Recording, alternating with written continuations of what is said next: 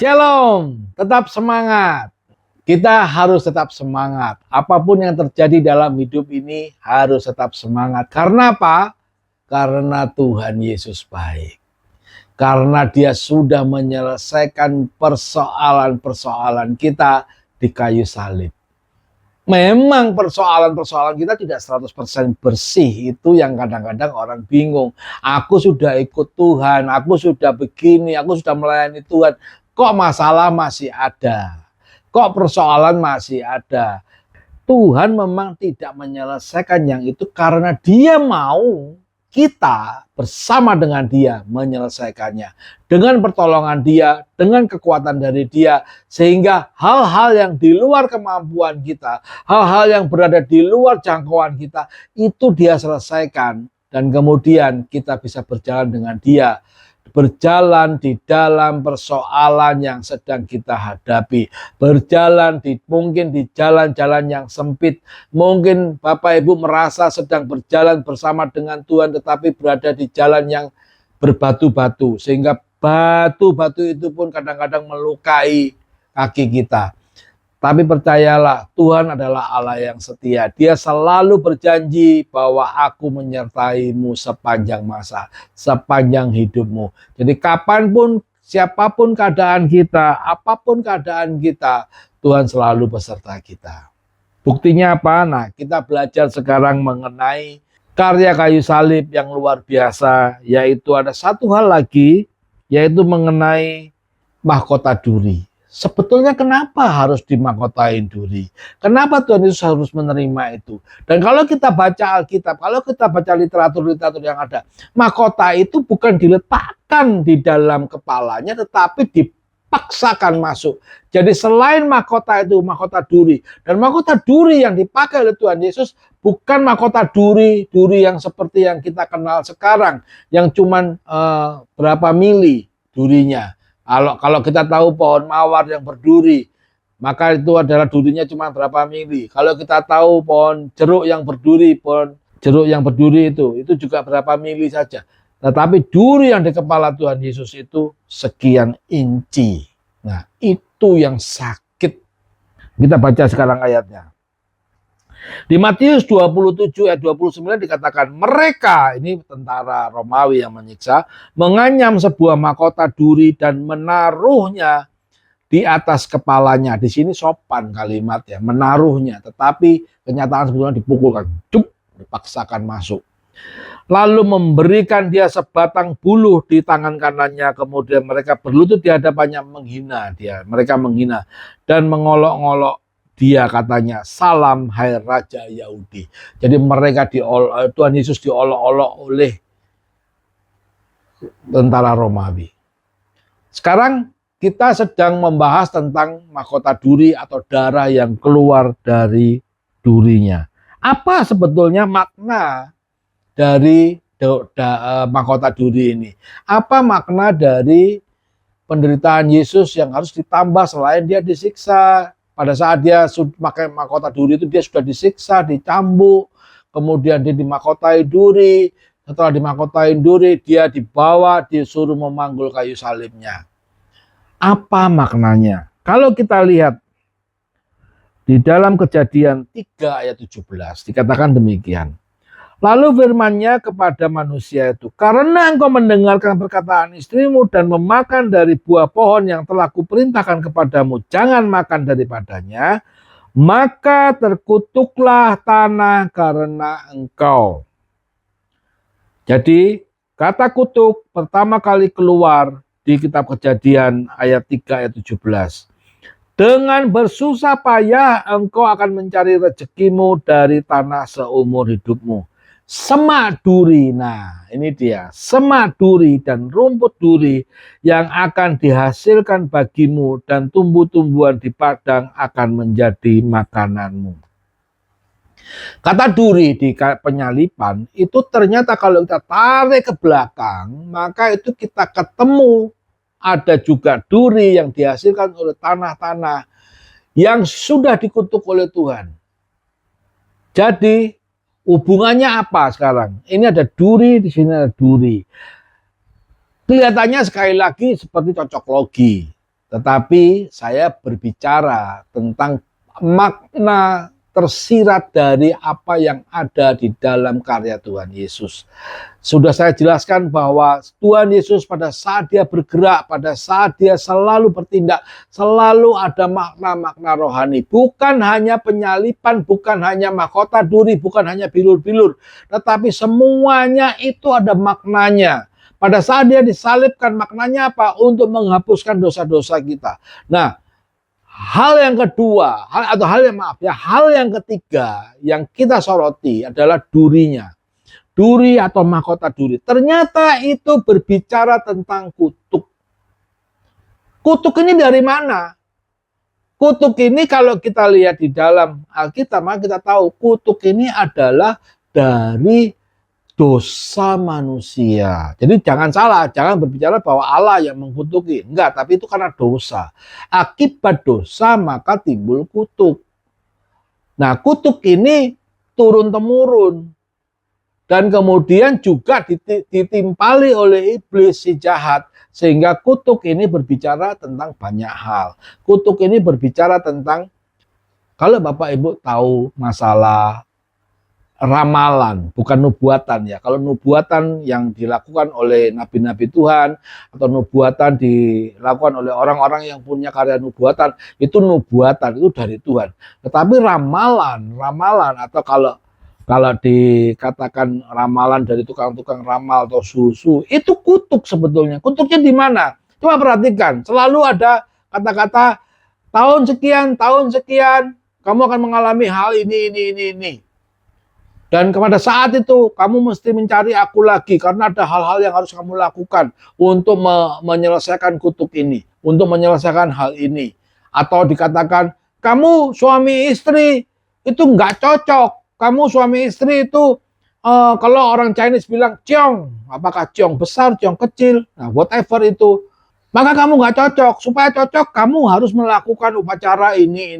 Kamu harus mempersembahkan ini. Itu adalah kutuk-kutuk yang dilemparkan, Bapak Ibu. Pertanyaan saya mengenai suami istri. Apakah ada orang yang 100% cocok?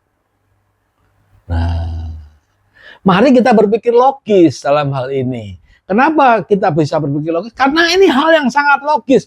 Manusia tidak ada yang cocok 100%. Kenapa pada saat kita pacaran seolah-olah semuanya baik-baik saja. Tidak ada yang tidak cocok. Bahkan kalau orang tua kita bilang, kamu nggak cocok sama dia. Kalau ada yang hitung-hitungan sio ini sama sio ini ciong lo, nggak boleh lo. Tapi kalau kita sedang pacaran, maka semuanya adalah baik. Semuanya adalah indah. Kamu percaya itu semuanya. Itu adalah cinta yang terlalu membara, yang membakar hidup kita sehingga kita mengabaikan semuanya itu. Tapi apakah benar kutuk-kutuk itu? Kutuknya benar ada. Tetapi soal cocok nggak cocok, soal ciong nggak ciong, itu nggak ada orang yang cocok 100%.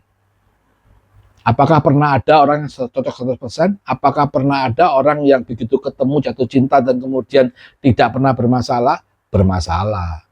Apakah ada orang yang pada saat dia pacaran kemudian semuanya jadi ribut semua? Pasti bubar. Tetapi pada saat kita kawin, pada saat kita nikah, ternyata mulai timbul. Dulu kalau jatuh, aduh hati-hati ya, wah kita gendong pacar kita bersihin lukanya.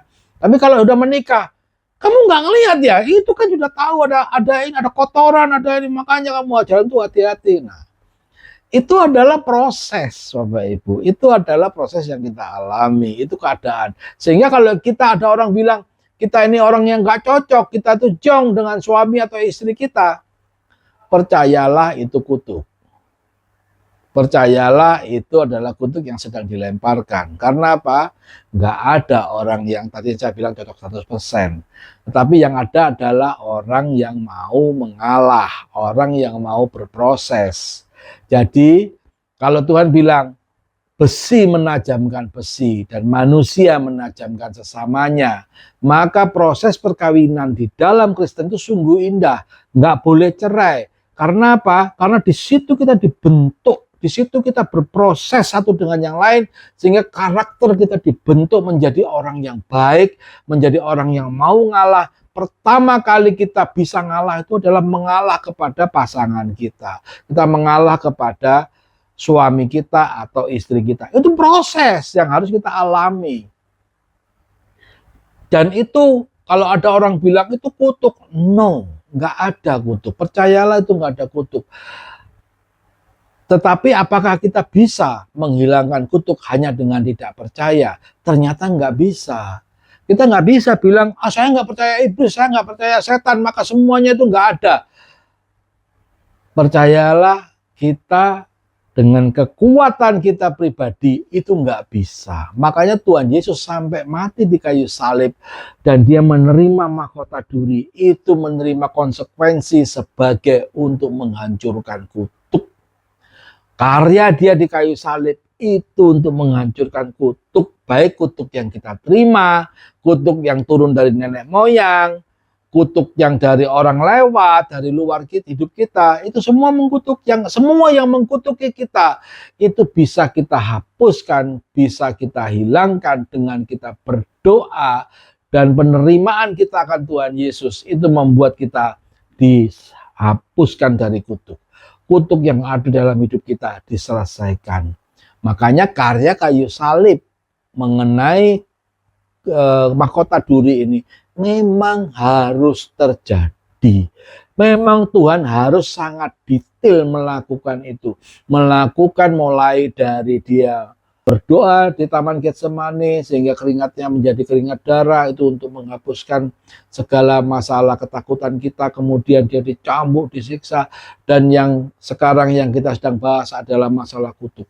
Jadi kalau Bapak Ibu menerima Tuhan Yesus, kalau Bapak Ibu mau menerima dia, percayalah segala kutuk yang sedang atau yang sedang ada atau yang sudah ada di dalam hidup kita itu diselesaikan oleh dia, itu dibereskan oleh dia. Nah, persoalannya adalah bagaimana kita bisa menyelesaikan itu, bagaimana kita bisa menerima berkat itu. Berkat itu harus diterima Bapak Ibu. Bukan dia memberikan memang dia memberikan untuk semua orang, tetapi semua orang ini hanya akan menerima impact atau hanya menerima efeknya pada saat dia menerima Tuhan Yesus.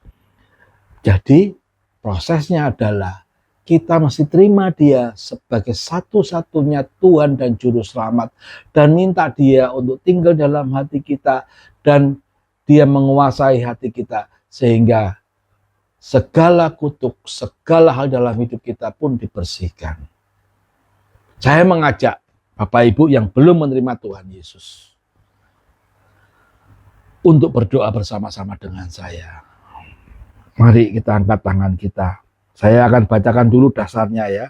Sebab jika di Roma 10 ayat 9 dikatakan, sebab jika kamu mengaku dengan mulutmu, jadi mengaku dengan mulut kita, bahwa Yesus adalah Tuhan. Jadi kita menerima Yesus adalah Tuhan dan percaya dalam hatimu bahwa Allah telah membangkitkan dia, proses kebangkitan yang sedang kita rayakan kemarin dari antara orang mati, maka kamu akan diselamatkan. Jadi keselamatan harus kita akui. Di ayat 10 dikatakan, karena dengan hati orang percaya dan dibenarkan, dan dengan mulut orang mengaku dan diselamatkan. Mulutmu ada kuasa, hatimu ada kuasanya. Berbicaralah kita dalam hati kita, imani apa yang ada terjadi, tetap beriman bahwa Yesus adalah Tuhan dan Juru Selamat. Maka pada saat kita percaya dengan dalam hati kita dan kita mengucapkan dalam mulut kita, maka kita terima karya kayu salib. Kutuk dibebaskan, sakit disembuhkan, segala kecemasan dihilangkan. Saya akan mengajak Bapak Ibu untuk berdoa. Mari angkat tanganmu dan pejamkan matamu. Terima kasih ya Tuhan. Ikuti saya. Kami percaya Engkau adalah Tuhan dan Juru Selamat. Bahkan Engkau satu-satunya Tuhan dan Juru Selamat. Ampuni segala dosa-dosa saya. Dan masuklah dalam hati saya dan tinggallah di situ dan pimpin hatiku ya Tuhan, supaya hatiku terus berjalan bersamamu dan hatiku hanya mengakui Engkau sebagai satu-satunya Tuhan dan Juru Selamat. Amin. Terima kasih Tuhan, kami mengucap syukur. Engkau adalah Allah yang luar biasa, Engkau adalah Allah yang dahsyat, Engkau yang telah membebaskan kami, Engkau yang menolong kami, bahkan Engkau yang membebaskan kami dari hal-hal yang di luar kemampuan kami. Kutuk-kutuk itu di luar kemampuan kami, tapi pada saat kami bersama denganmu, tidak ada kutuk yang tidak bisa diselesaikan. Pada saat kami bersama denganmu, tidak ada hal-hal yang tidak bisa kami selesaikan. Terima kasih Tuhan, kami percaya Engkau terus menolong kami. Dan segala kutuk nenek moyang, segala kutuk keturunan, segala kutuk yang dari Adam dan Hawa, semuanya dihapuskan oleh karena karya kayu salib. Terima kasih ya Tuhan.